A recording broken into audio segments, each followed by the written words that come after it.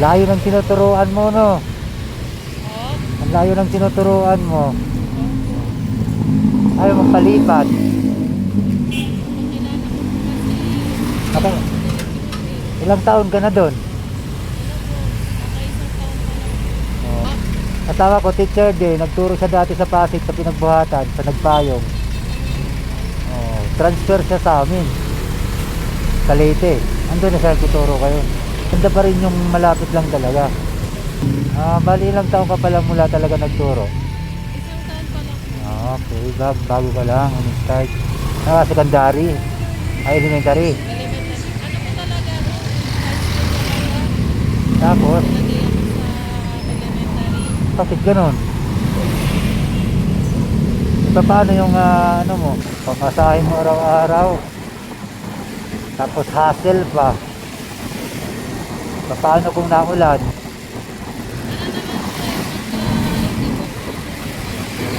May shuttle kayo?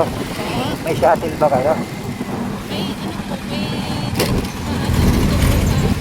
Ah, kumusta naman ang K-12? Wala na kasi si Sarah. Kumusta naman ang K-12? Wala na si Sarah. Sabi, ano yun, abuli. Para sa akin, wala rin na naman silbi yun. Pabor yun sa mga teacher kasi nga panibago may dagdag units na pag-a-applyan. Pero para sa mga estudyante, para sa magulang, ano lang yun nagpatagal. Tutusin, may distan naman Ang sabi, pag-graduate ng senior high, pwede na makapagtrabaho. Negative. Negative. Bakit? College graduate nga, hanapan nyo pa nga ng experience. How about senior high lang? paano kaya Kaya useless nga yung senior high na yan. Nagpatagal lang yan.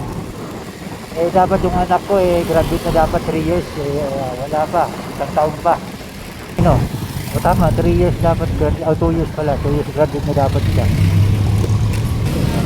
Sa panahon ko nga, wala kang nursery, wala kang kinder, diretso nga grade 1, 7 years old. Ayos naman nasa estudyante lang yan. Saludo ako sa mga teacher. Gaya ng sinasabi ko sa asawa ko. Kaya believe ako sa mga teacher. kahit may sakit pa. Oo, yun nga. Kasi ang mga estudyante iniisip mo. Opo, estudyante. Opo. Kasi pag hindi ka papasok ko, wawa sila. Yeah. Opo.